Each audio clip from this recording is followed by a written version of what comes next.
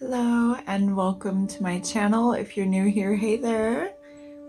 My name is Helen and my channel is about health and wellness, art and transformation, and all of the in-betweens. So I hope you enjoy today's video and please come back and see me. Please like and subscribe if you do like it, because I'd love to keep making these.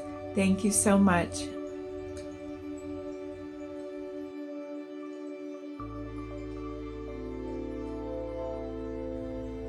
This is Erlon, my mermazing tattoo.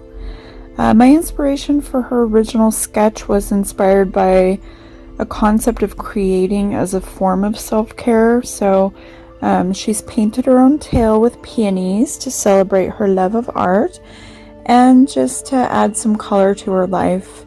And then ironically, I decided to do her in black and white, but I kind of did this with the intention of being able to paint her in various different forms, kind of like a coloring book on my skin. I have to say I don't particularly love the artist that I chose for the tattoo work, but I won't go into full-on complaining mode. Suffice it to say, I thought he was pretty unprofessional and he really had a lack of detail that I think showed in his work, but you know. I've grown to love her and just as she is, and she's softened quite a bit in the face, even though she doesn't quite match the vision that I rendered originally. But I do paint her a lot of times. I've painted her in different colors, and today she is asking to be blonde. So I'm going to chat a little bit about self-care and read you a bit of my journaled ramblings as I kind of do this relaxing meditation that brings me peace. Self-care is almost a cliche word, you know, and yet it's such an important component of happiness. I'm sure most of you can relate. I mean, we're either parents or caregivers or have some other life circumstance that makes it hard for us to remember to love on ourselves. And I went so many years at a time giving and doing without ever remembering to check in with myself. I actually felt guilty whenever I took even a moment to do that. That's something I've really had to work on, and it's still a work in progress. I mean, for some reason, I have this feeling that I'm selfish if I take a bath or I buy things for myself, accept gifts or go to the gym or go to bed early. And I'm trying to change that because I was trying to pull energy from an empty well for so long that it ended up manifesting in ways that weren't benefiting anyone around me or myself. I mean, I had this feeling of impotent rage and resentment that bubbled up at every turn. I'm not saying I don't still have those moments where I lash out, you know, slamming kitchen cupboards in some passive-aggressive way because I'm angry that there's dishes to do for the 50th time in the week, or there's somebody's left food out on the counter, or whatever it is. But I'm taking intentional time for myself now, and I feel like I have the patience to be more responsive and less reactive. I'm a work in progress, and you know, they say it's progress and not perfection. So I'm happy there that it's changing a little bit. And I'm piecing together a puzzle of mind, body, and soul practices at this point. I'm starting to feel a lot better. So I've talked a lot about diet and exercise, supplements to support my sensitive nervous system, and fasting, things like that. I've also talked about healing trauma via EMDR therapy and speaking my truth in an authentic way that helps me feel heard.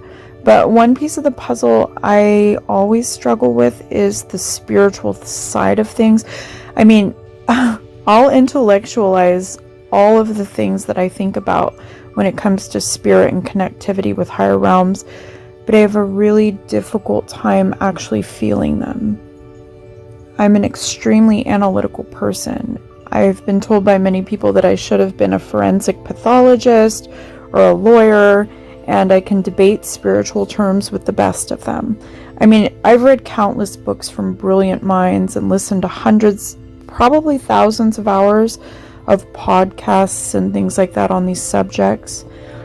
And I think about the subject of spirituality almost constantly. I'm obsessed with cosmic thought, the origins of humanity, the multiverse, connection with higher self, and on and on. But when it comes to really feeling those concepts in a whole way, I don't understand how to get out of my head and let it into my heart. When it comes to falling in love with other things, with humans and animals, I feel with the deepest part of my soul. I feel like every cell in me is permeated with energy that feels spiritual when I'm in love with someone or something. But when it comes to higher truths, there's a disconnect, and I'm trying to explore that more and understand what helps other people, what kind of practices they use, or how it comes to them. I mean, I definitely have strong intuitive beliefs, but I have a hard time realizing them in a whole way, if that makes sense. I think spiritual practice is an important part of self-care. It's not something I can force, but I can keep conscious about having practices that integrate those beliefs into my body. So I want to open up a discussion about practice in spiritual self-care. Is it something that comes organic for you, or did it come from practice, or from both? What practices help you to link what's in your head to what's in your heart and how you feel? And how do you fall in love with higher connection? I guess I'm just in that mode of exploring and looking for it. And again, I'm probably intellectualizing it. I'm probably looking for, like, the ways that I can be practical, because that's just how I am.